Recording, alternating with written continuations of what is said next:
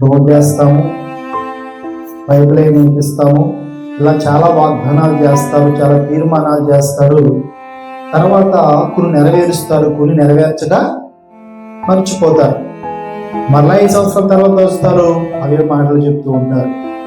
అలాగే చాలాసార్లు మన క్రైస్తవ జీవితంలో కూడా, క్రైస్తవులమైన మనము కూడా చాలాసార్లు ఇదే విధముగా రాజకీయ నాయకులాగా మనం కూడా ఏం చేస్తామని కొన్ని తీర్మానాలు చేస్తాం. 2024లో మనం తీర్మానం చేసి ఉంటాం, ప్రభువా ఈ సంవత్సరం అంతా మీతో బ్రతుకుతాను అని ఎప్పుడు చేసి ఉంటాం? 2024 ఫస్ట్ తారీఖున మనము చేసే ఉంటాం. కానీ లాస్ట్ ఇయర్ వచ్చేసరికి, లాస్ట్కి అనగా 2024 లాస్ట్, 24 లాస్ట్, 25 లాస్ట్ వచ్చేసరికి మనము మళ్ళీ బాధపడతాం. 30% ప్రభువా ఈ సంవత్సరం అంతా నేను వ్యర్థముగా బ్రతికానయ్యా, మరి నీకోసం నేను ఫలించలేదయ్యా అని మళ్ళీ ఏడుస్తూ ఉంటాం. ఇదే ప్రక్రియ మనలో చాలా సంవత్సరాలు జరుగుతూ ఉంటుంది. రీజన్ ఏంటంటే మనకు కొన్ని తీర్మానాలు తీసుకుంటాం, ఈ సంవత్సరం అంతా ఎలా బ్రతకాలి, ఇలా బ్రతకాలి. కానీ ఎందుకో చాలా మంది కూడా ఆ తీర్మానాన్ని ఏం చేయలేకపోతామండి, నెరవేర్చలేకపోతాం. నెరవేర్చపోగా మళ్ళా బాధపడతాం. ఇదే ప్రక్రియ చాలా సంవత్సరాల నుంచి మనలో జరుగుతుంది. ఇక్కడ చాలా మంది 60 సంవత్సరాలు 50 సంవత్సరాల వారు కూడా ఉన్నారు. అంటే మీ జీవితంలో 30% ఒక 30-40 చూసే ఉంటారు. ఇది ఒక ప్రక్రియగా జరుగుతూనే ఉంది చాలా మంది జీవితాలలో కూడా.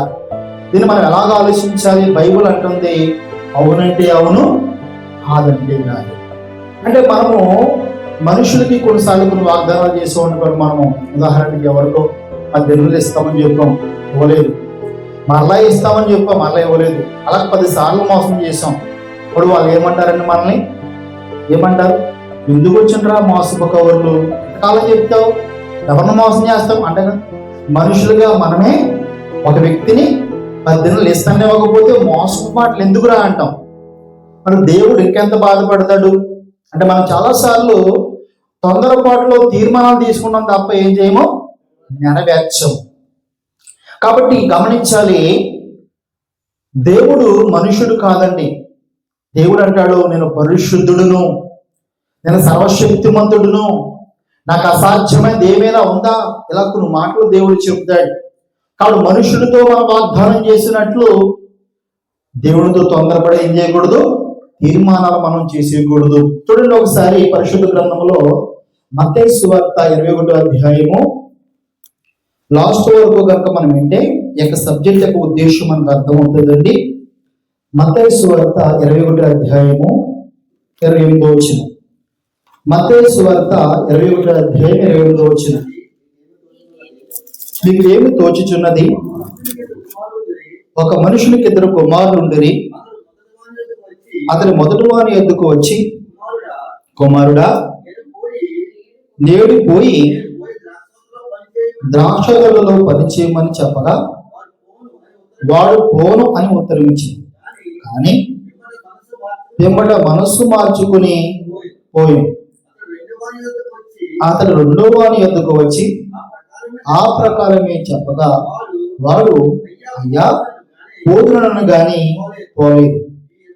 ఇద్దరిలో ఎవడు తండ్రి ఇష్ట ప్రకారంగా చేసిన వాడని వారిని అడిగిరి. అందుకు వారు మొదటి వాడే అనిరి.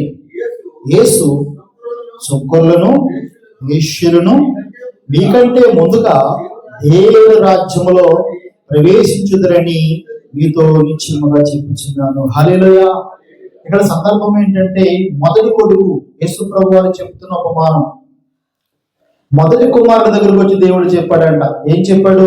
అయ్యా నా ద్రాక్ష తోటలో పని చెయ్యి అని చెప్తే పెద్ద కుమారుడు ఏమన్నాడు? నేను వెళ్ళనని చెప్పాడు. అప్పుడు తండ్రి అనుకున్నాడు ఇక్కడ వెళ్ళిలా లేడు, చిన్న కుమారుడు దగ్గరికి చెప్దాము అని చిన్న కుమారుడు దగ్గరికి వచ్చాడంట. అప్పుడు చిన్న కుమారుడు ఏమన్నాడంట? ఇంకేముంది డాడీ, వెళ్ళిపోతాను, వృద్ధులేసి ఎక్కడ తోలుగా వెళ్ళిపోతాను అని చెప్పాడంట. చెప్తే తీరాగా ఆ పొలంలోకి వెళ్ళి చూసేసరికి ఏ కొడుకున్నాడు? పెద్ద కొడుకున్నాడు. అంటే మొదటివాడు పోరాని మనస్సు మార్చుకున్నాడు. మొదటివాడు తీర్మానం చేయలేదు, కానీ ఏం చేశాడు? పనిని నెరవేర్చాడు. రెండోవాడు తీర్మానం చేశాడు, కానీ పని నెరవేర్చాడు. అప్పుడు యేసుప్రభు కింద ఏం చెప్పాడు తెలుసా? మీకంటే ముందుగా ఎవరు వెళ్ళిపోతారు పరలోక రాజ్యంలోకి? సుంకరులు, వేశ్యలు, పాపులు వెళ్ళిపోతారు. ఎందుకంటే వాళ్ళు చెప్పట్లేదు కానీ మారు మనసు పొందుతున్నారు, చేస్తున్నారు. మీరు చెబుతున్నారు కానీ చేయట్లేదని ప్రభు యొక్క ఉద్దేశాన్ని చెబుతున్నాడు. అంటే ఈ దినాన క్రైస్తవులమైన మనము చూడండి, ఇతరులు